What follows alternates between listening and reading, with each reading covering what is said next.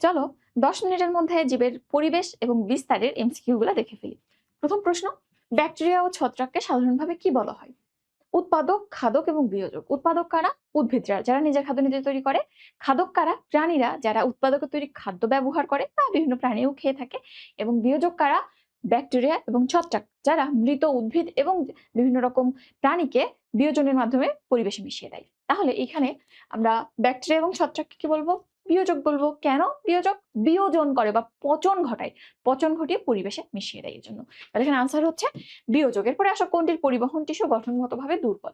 আসলে এখানটাতে যারা আছে তার মধ্যে দেখো শাপলা একমাত্র জলজ, এবং এই যে জলজ উদ্ভিদগুলো আছে এরা সবসময় জলের বা পানির কন্ট্যাক্টে থাকে, পানির মধ্যেই তারা ডুবে আছে, পানির মধ্যেই তাদের জীবন। তো তাদের জন্য পানি শোষণ কঠিন কিছু না। বৃক্ষের ক্ষেত্রে যেটা হয়, অনেক নিচে থেকে শিকড় দিয়ে পানি টেনে আনতে হয়, মাটি শুকনো হইতে পারে, কিন্তু এরা তো পানির মধ্যেই আছে। সুতরাং এদের পরিবহন করা খুব একটা স্ট্রাকচার্ড হওয়া লাগে না। দুর্বল পরিবহন টিস্যু দিয়ে, যেহেতু অনেক পানি আছে, পানি তারা শোষণ করতে পারে। সুতরাং এখানে আনসার কোনটা হবে? শাপলা, শাপলা পদ্ম, এদের পরিবহন কলা খুবই অনুন্নত। এরপরে আসো, শাপলা কোন ধরনের উদ্ভিদ? একটু আগেই বললাম শাপলা পানিতেই তো থাকে। তো তারা হচ্ছে হাইড্রোফাইট। আমরা মেইনলি উদ্ভিদকে 4টা বা 3টা ভাগে ভাগ করি। একটা হচ্ছে জেরোফাইট, হাইড্রোফাইট আর মেসোফাইট। আর একটা স্পেশাল টাইপ আছে হ্যালোফাইট। তো দেখো কোনটা কি? হাইড্রোফাইট মানে যারা পানির সংস্পর্শে থাকে। জেরোফাইট, জেরো মানে শুকনা, মরুজ উদ্ভিদগুলোকে আমরা জেরোফাইট বলি। এরপর মেসোফাইট মানে মানে নর্মাল মিডিয়াম রেঞ্জের যে উদ্ভিদগুলো আছে আমাদের চারপাশে আমরা যেগুলো দেখি, এরা সব মেসোফাইট। আর বাকি থাকে একটা হ্যালোফাইট। হ্যালো মানে লবণ, লবণাক্ত মাটিতে, দ্যাট ইজ ম্যানগ্রোভ উদ্ভিদগুলোকে আমরা হ্যালোফাইট বলি। তো এই ক্ষেত্রে একটু এক্সাম্পল গুলা লাগবে। এমনিতে তুমি বুঝতে পারছো শাপলা পানিতে থাকে, হাইড্রোফাইট। তারপরে যদি আমরা একটু ভাগ করে দেখি, দেখো হাইড্রোফাইট গুলোর আবার 4টা ভাগ আছে। প্রথমত মুক্ত ভাসমান। মুক্ত ভাসমান মানে তাদের গোড়াও মাটিতে লেগে নাই, কোথাও আটকেও নাই, পানিতে ভেসে ভেসে চলতে পারে। যেমন শ্যাওলা, বা শ্যাওলা না বলে খুব স্পেসিফিক যদি বলো, পানা, বিভিন্ন রকম পানাগুলাকে তুমি এই মুক্ত ভাসমানের মধ্যে রাখতে পারবা। দেখো তারা বিভিন্ন স্রোতে বিভিন্ন দিকে ভেসে যাচ্ছে। নদীতে অনেক পানা আমরা দেখেছি। মূল আটকানো নেই এবং তারা মুক্ত, এই জন্য তারা মুক্ত ভাসমান। এরপরে মূলাবদ্ধ পত্র ভাসমান। এদের ক্ষেত্রে কিরকম হয়?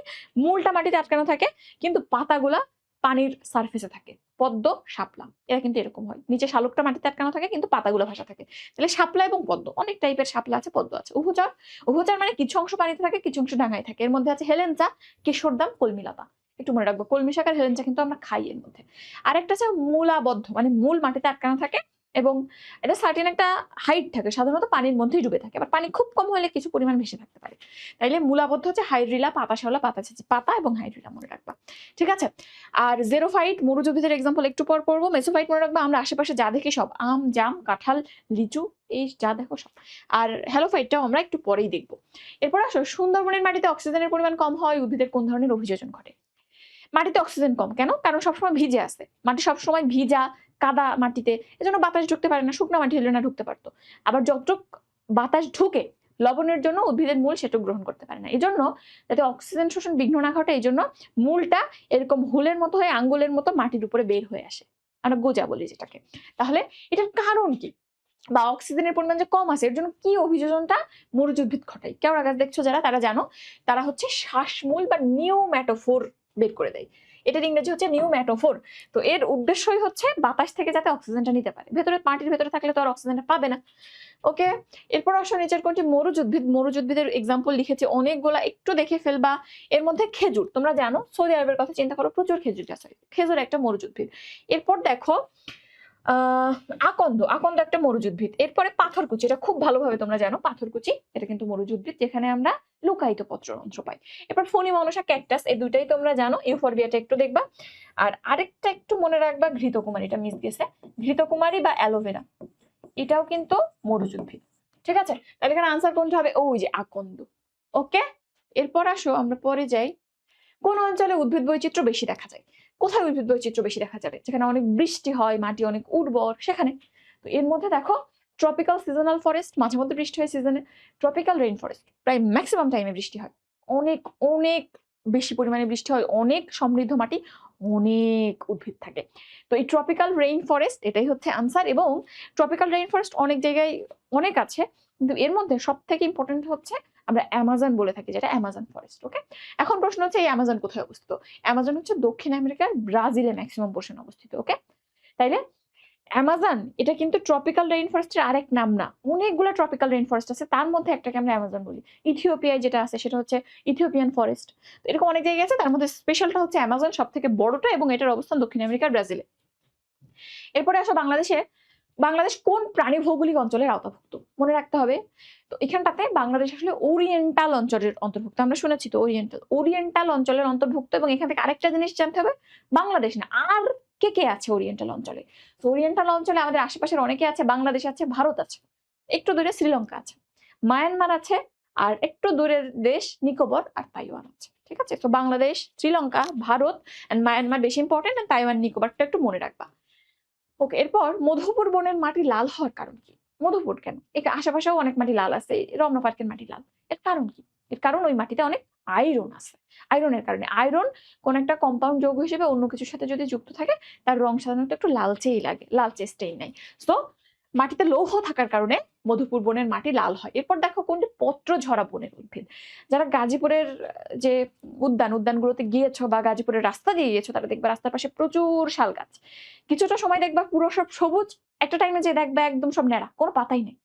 তো এই যে বনটা দেখতেছো, এটা শাল বন, এবং এই বনটা পত্রঝরা বনের উদাহরণ। একটা সার্টেন টাইমে সব গাছ পাতা ঝরায় দেয়। তো তাহলে এখানে তুমি যদি পত্রঝরা বনের উদাহরণ বলতে বলি, বলবা শালবন। এখন পত্রঝরা বনে তাহলে কোন উদ্ভিদ থাকবে? শাল গাছ থাকবে। এখন শাল গাছের বৈজ্ঞানিক নাম কি সেটা জানা লাগবে। শাল গাছের বৈজ্ঞানিক নাম সোরিয়া রোবাস্টা। সরিয়া শের, বড় গাছ হয়, বড় পাতা হয় শালের পাতা, সরিয়া দিয়ে মনে রাখতে পারো। আর রোবাস্ট একটা ইংরেজি শব্দ, রোবাস্ট মানেও বড় বা শক্তিশালী। সো এটা দিয়েও মনে রাখতে পারো যে বড় গাছ শাল গাছ। ওকে, এখন শাল গাছের আরেকটা নাম আছে গজারি গাছ বা গজারি বৃক্ষ। কেন? কারণ শাল গাছের গোড়া থেকে যে নতুন গাছ বের হয়, নতুন চারা বের হয়, সেখান থেকে নতুন করে বা শিকড় থেকেই নতুন গাছ গজিয়ে বের হয়। যেহেতু গজিয়ে নতুন চারা বের হয় গোড়া থেকে, এই জন্য একে গজারি বৃক্ষ বলে। হ্যাঁ, বীজ থেকে চারা হইতে পারে, বাট গজারির মাধ্যমে গজিয়ে বেশি হয়, এই জন্য একে গজারি বলে।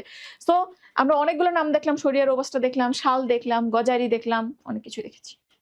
এরপরে আসো পরের পেজে ম্যানগ্রোভ উদ্ভিদ কোনটা। ম্যানগ্রোভ উদ্ভিদের একটা লিস্ট আমি লিখেছি, একটু কষ্ট করে হলে মনে রাখবা। গ দিয়ে দুইটা আছে, গেওয়া এবং গরান।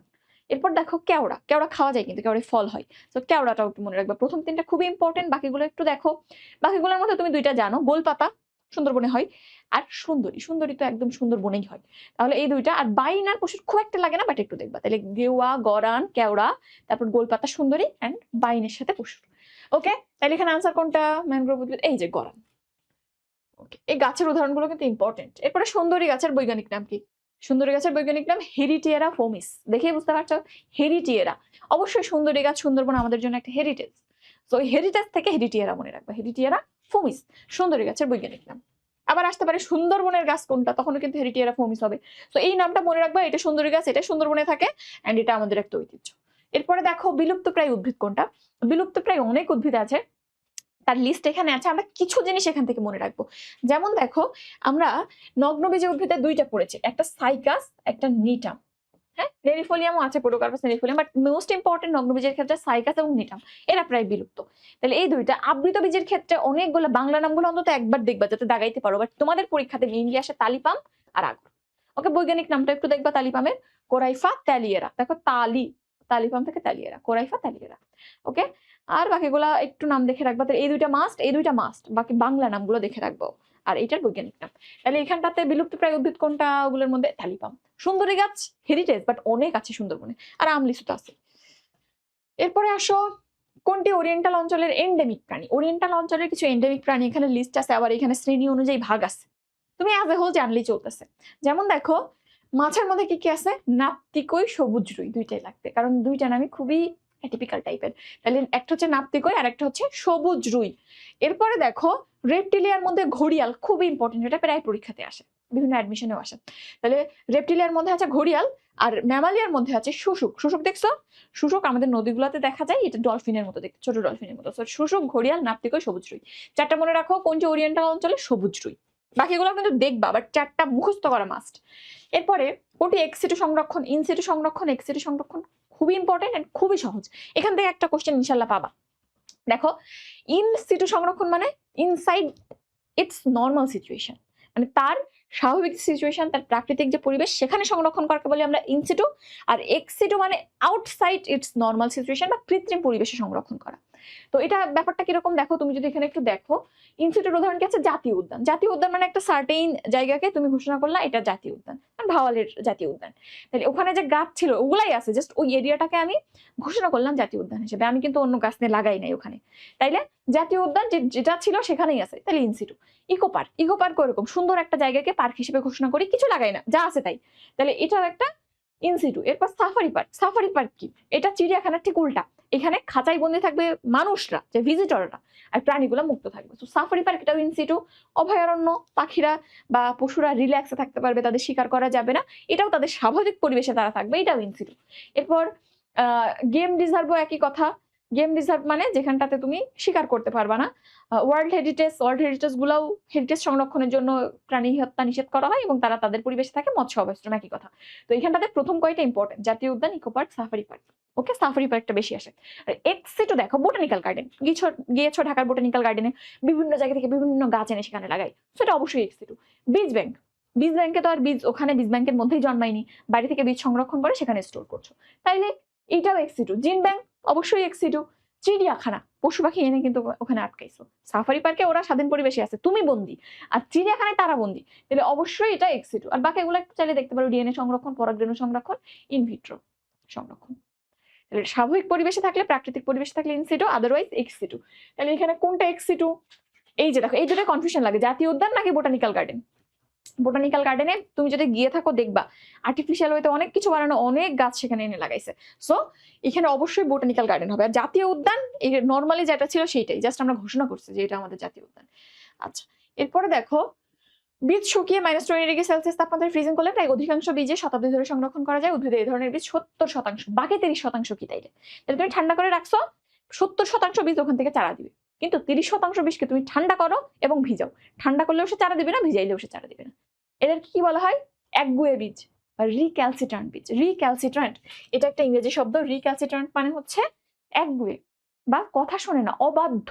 তাহলে এই ধরনের বীজকে রিক্যালসিট্রান্ট বীজ বলে। বাকি 30 ভাগ, হ্যাঁ, যারা কথা শুনে না, চারা দেয় না। এরপর দেখো, মধুটিলা ইকো পার্ক কোথায় অবস্থিত? ইকো পার্ক অনেকগুলো আছে, 3টা মোটামুটি জানলে চলবে। তো প্রথমত মধুটিলা ইকো পার্ক কোথায় অবস্থিত? শেরপুর জেলার নলিতাবাড়িতে। এরপরে সীতাকুণ্ড, এটা সবাই জানো, চট্টগ্রামের সীতাকুণ্ড পাহাড়ে অবস্থিত, মানুষ ঘুরতে যায় ওখানে। আর মাধবকুণ্ড ইকো পার্ক, এখানেও মানুষ ঘুরতে যায়, কেন? এখানে মাধব ছড়া ঝর্ণা আছে, এই ঝর্ণা দেখতে যায়। অবস্থান কোথায়? মৌলভীবাজারের বড়লেখায়। যারা ভ্রমণ করো এই প্রশ্ন তাদের আর ভুল হবে না, তাহলে এটা একটু দেখবা। ওকে, এরপর আসো, কোনটি এক্সিটু সংরক্ষণ? অলরেডি আমরা বলছি সাফারি পার্ক নো, হালদা নদী না, এটা হচ্ছে আমাদের হেরিটেজ বলতে পারো, বা এটা অভয়ারণ্য বলতে পারো। আর গেম রিজার্ভ এটাও না, তাহলে ওই যে বীজ ব্যাংক। ওকে, তাহলে আশা করি ইনসিটু এক্সিটু বুঝছো, এইটা বুঝলে 1 মার্ক কনফার্ম ধরো। আচ্ছা, তাইলে এরপর টাঙ্গুয়ার হাওর কোন জেলায় অবস্থিত? এটা জানা লাগবে। টাঙ্গুয়ার হাওর কোথায় অবস্থিত? হাকালুকি হাওর কোথায় অবস্থিত? টাঙ্গুয়ার হাওর, এখানে অনেক মানুষ ঘুরতে যায়, এখন তো সিজনই চলতেছে, এটা সুনামগঞ্জে অবস্থিত। আর হাকালুকি হাওর যেটা, এটা সিলেট এবং মৌলভীবাজার, এই দুইটা মিলে গঠিত, এবং এটা এত বড়, দেখো 2 জেলা মিলে অবস্থিত, এবং এটা বিশ্বের বৃহত্তম হাওর। তাহলে হাকালুকি বিশ্বের বৃহত্তম, সিলেট এবং মৌলভীবাজারে, আর সুনামগঞ্জে আছে টাঙ্গুয়ার হাওর। ওকে, এরপর দেখো, লবণাক্ত ও মরুজ পরিবেশের উদ্ভিদের কি বৈশিষ্ট্য থাকে? লবণাক্ত পরিবেশ এবং মরুজ পরিবেশ। মরুজ পরিবেশ মানে কাণ্ড রসালো হবে। কেন হবে? কারণ পানি সংরক্ষণ হিসাবে তারা কাণ্ডকে ব্যবহার করে। অ্যালোভেরা পাতা অনেক রসালো হয়, কেন? প্রতিকূল পরিবেশে যাতে ওই পানিটা ইউজ করে সে বাঁচতে পারে, উটের মতো পেটে পানি সংরক্ষণ করে রাখে না উট, ওরকম। এরপরে দেখো, পত্ররন্ধ্র লুকায়িত থাকে। হ্যাঁ, মরুজ উদ্ভিদের ক্ষেত্রে পত্ররন্ধ্র লুকায়িত থাকে। কেন? কারণ পত্ররন্ধ্র খোলা থাকলে যতটুকু পানি শোষণ করছে তত উড়ে যাবে। পত্ররন্ধ্রটা বরং লুকানো থাকে, বা তারা দিনের বেলা বন্ধ থাকে, রাত্রে খুলে। রাত্রে যখন তাপমাত্রা কমে যায়, রোদ থাকে না, তখন একটু খুলে শ্বাস প্রশ্বাসটা, তাদের অক্সিজেন কার্বন ডাইঅক্সাইড আদান প্রদানটা করে থাকে, তাতে পানির লসটা কমে।